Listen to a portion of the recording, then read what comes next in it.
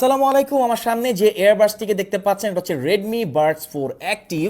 এটা কিন্তু খুবই অসাধারণ দেখতে পাচ্ছেন। এটা হচ্ছে ইন ইয়ার বাডস আর এটা কালার হচ্ছে অফ হোয়াইট, যেটা ম্যাট হোয়াইটও আপনারা বলতে পারেন। এটা যে কতটা অসাধারণ আপনি না দেখলে বুঝতেই পারবেন না। এই টিডাব্লিউএস এ আপনারা পাচ্ছেন ইএনসি অর্থাৎ ইনভায়রনমেন্টাল নয়েজ ক্যান্সেলেশন, যেটা কলিংয়ের সময় খুব ভালো আপনাকে হেল্প করবে। আপনি যখন এটা দিয়ে কথা বলবেন তখন আশেপাশের নয়েজ এটা ক্যাপচার করবে না।